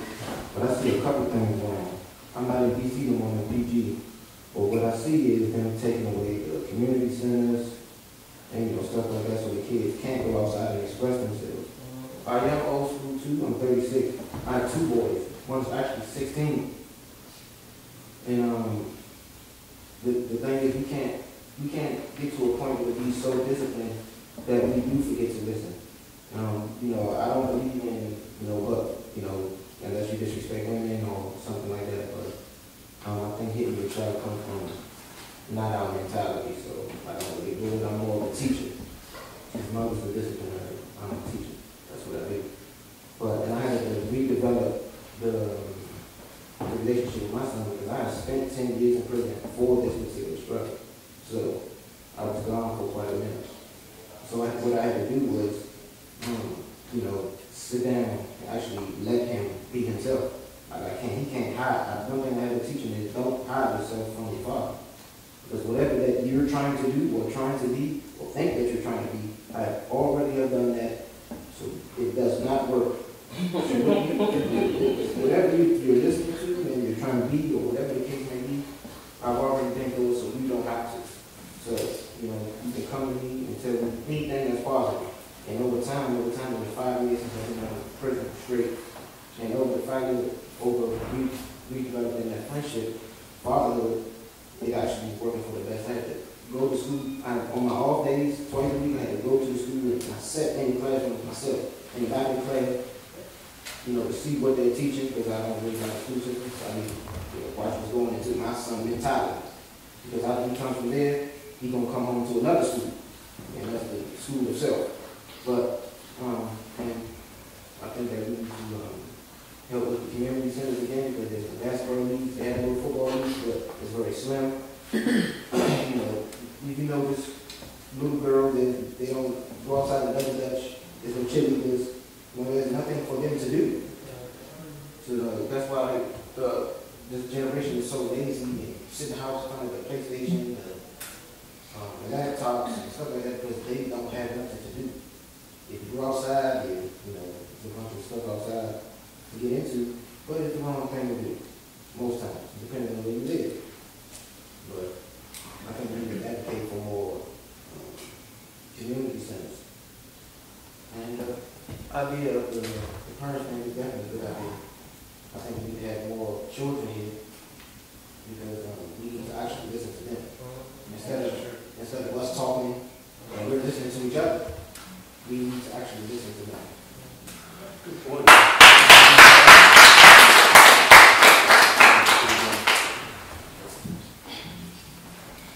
My name is William. The elder brother of the Palmer's one lady up there. I truly enjoyed this event. I really enjoyed, first I want to thank the sister before I could go over to the brother. But I really enjoyed listening to the brothers. It made me want to get back in the ministry. I've been not wanting to do it for multiple reasons. Because I think I need to be somewhere financially myself, but it's not about what I have financially.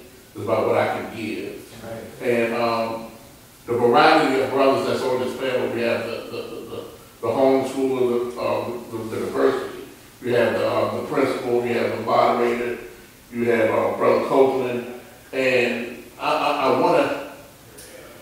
was listening to my sister talking about, I'm very old school, and I know how to, I heard him say listen, and that's what my issue is. And want to help because this is what I say to do, that's that. What I say to do. Really no more conversation. And that's how I was with my father, and that's how I was with my grandfather. Because you have to hear what they're saying. And as long as it's coming from a genuine place, I think they understand. Because one thing, I've had my nephews come back to me that I was very harsh with them. But they appreciate, I've heard y'all say, they appreciate it when they know you're genuine. That you really care and you're not doing it out of malice. And they come back to me like, oh, well, you was terrible, but. But I understand why you was like that. Because now they have children. That's right. But now they have children. So this is really rejuvenated me. And I want to speak to our Brother Coleman and get all y'all brothers information before I leave it. And thank you, sister, for sharing your information also.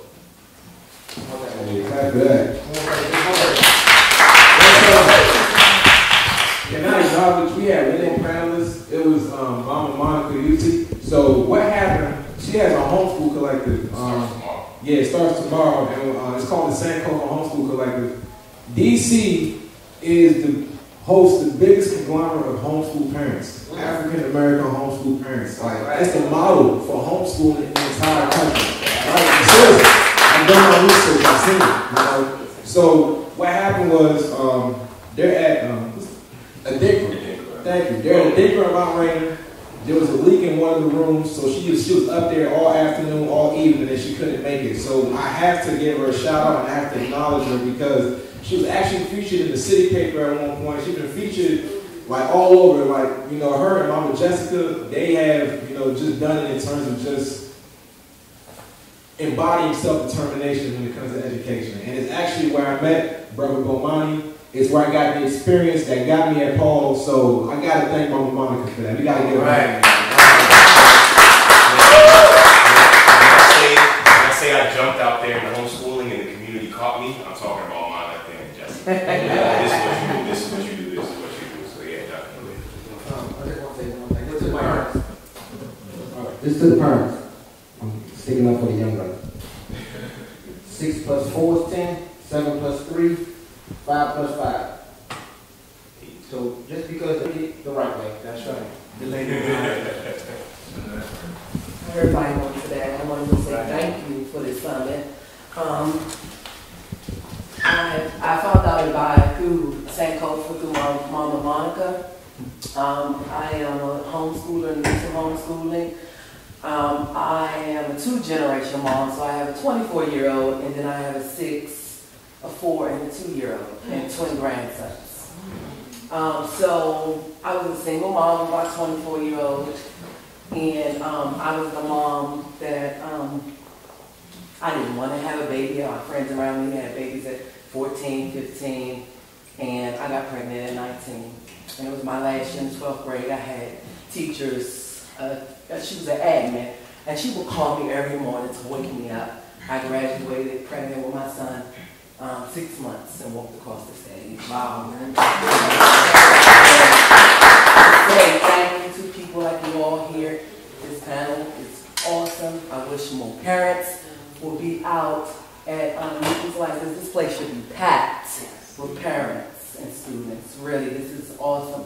I want to say thank you again. I want to say thank you to the mom. You're doing an excellent job. I was a mom. I thought that working was the thing to do. I always was involved in my son at school because my parents did that. And so if nobody was at something I was in or knocking at the door, auntie was there, grandma was there. So I always instituted that with all my children. So showing up, what you're doing is awesome. I tell my younger children now, we go to the playground and they say, well, why that person's walking across the street without their mom, or they're at the playground by themselves? I said, they shouldn't be. Trust me, they want their mom or their dad there. They may not act like that, but they really will want their mom or dad there. So that's awesome that you are doing that. I'm piggyback on that. I'm old school, like you said. Definitely don't give up on your nephew. I had that with my son. My son was I'll say he didn't get into trouble, but it was like when he got 15, that's when that explosion happened for me. Like I felt like I didn't go through anything until he got about 15. And then I think we got into that war where we got back and forth. But I would give him his space and let him be a young man, but I still never gave up to that. Even when he went off to go to college, I stepped back. I didn't help him with the college process. I felt that, you know, if this is something he wanted to do, I needed him to do that. And so when he went and then he needed my help financially, I ended up stepping in because he did the footwork to get in. But you still keep talking to him.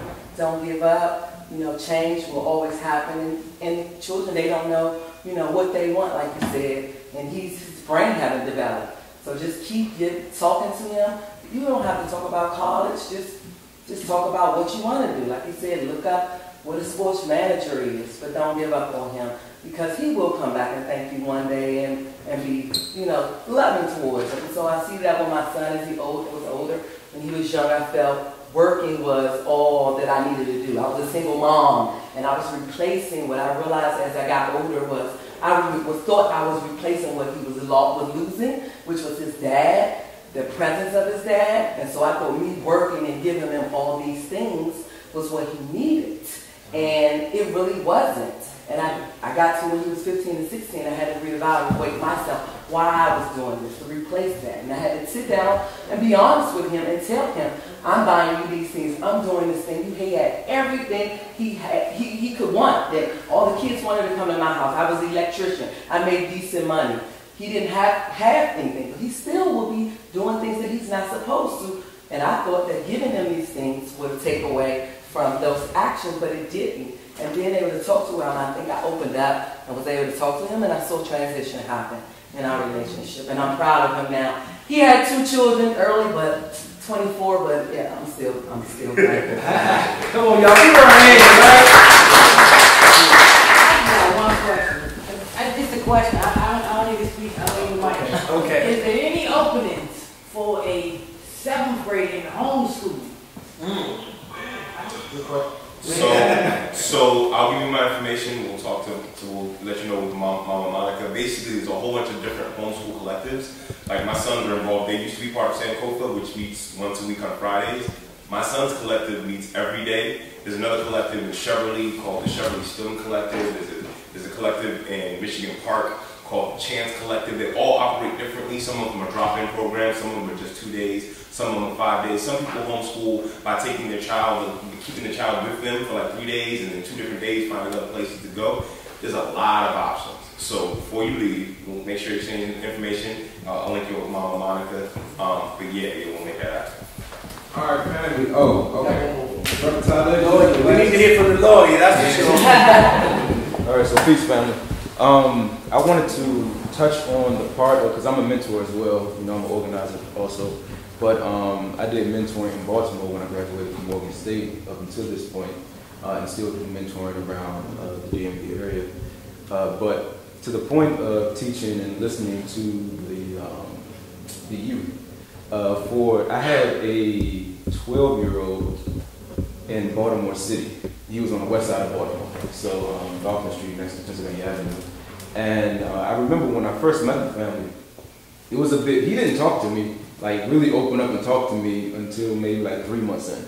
So we would have conversations just like hi and bye, and that was it. I would take him places. I'm like, yo, I'm spending my money on you, you want to talk to me? But then I realized that just with if you're talking about the history of our people and trauma that we've been through, with him, he actually had mentors that have come into his life that disappeared after the first day or disappeared after like a couple of weeks. So then I'm like, okay, well, I got to stick in, you know, make sure I prove myself and everything. But it was this one time where he played lacrosse, basketball, all these things.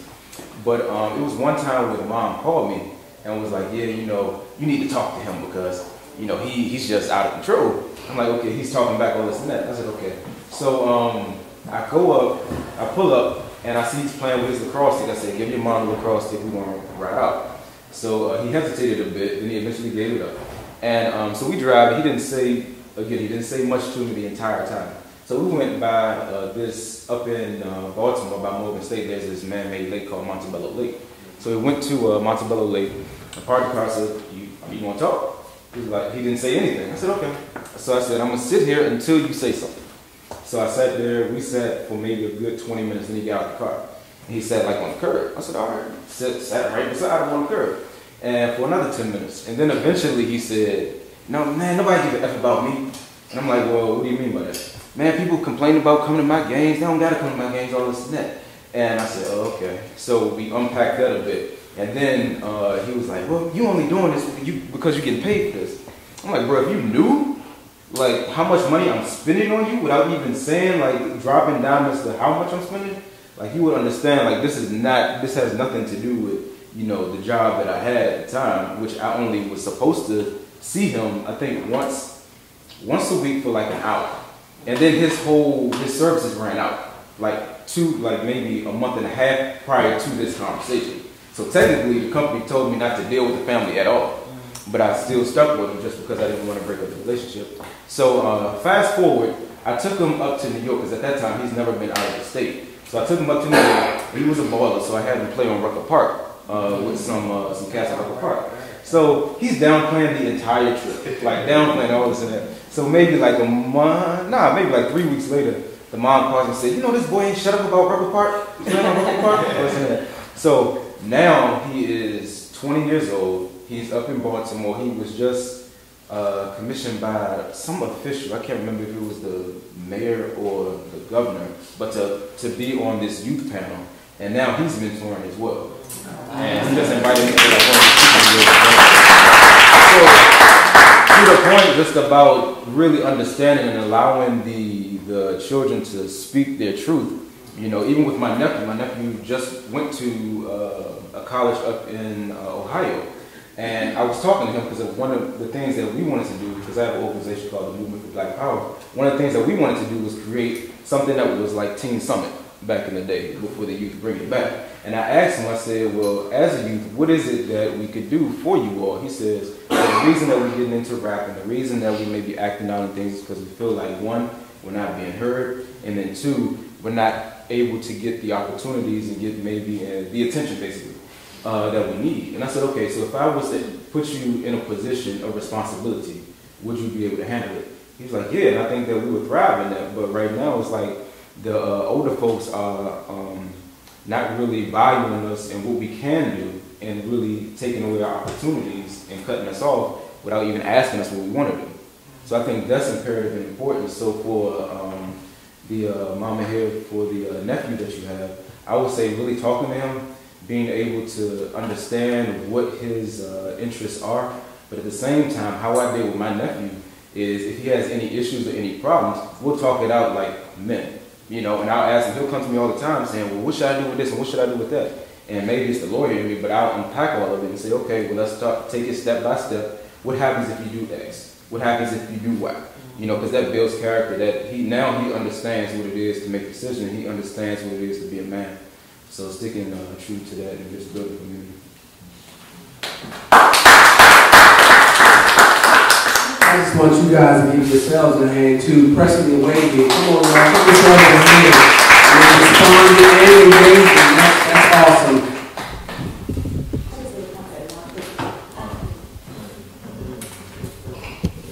One of the things that I also I had to learn too, and I deal with my kids, is that kids are supposed to be bad. They are supposed to mess up, and that's why we are parents. And so, you know, they're going to get into so many different things, and as long as we're there to guide them, they're not supposed to be perfect. They're going to mess up, and they're going to mess up in big ways, and they're going to mess up in small ways. But that's why we're parents, and that's what we're there to do, is to parent and guide our children. Come on, y'all, get Stacey in here. She's the one to help put this together. Come on, y'all. Did a great job, and we definitely need to do this again. We need to do it on a larger scale. What you think, Stacey, on a larger scale? Yeah, so, and that, go ahead, I'm sorry. It can definitely happen right in this building. I don't know if any of you have ever been to the back to school festival that we do here. Like 1,500 backpacks, 1,000 kids. So we can use the gym, we can use any of these rooms. You know, in all the marketing stuff is, you don't have to pay for it, I take care of that. So as long as we have people committed to do it, all this whole panel, even our children, you know, my children, my brother. You know, we need to continue this conversation. So earlier, man, I was like, dang, the turnout was really, I was kind of disheartened, I ain't gonna lie, but it came out well, man. We got a 95. It did.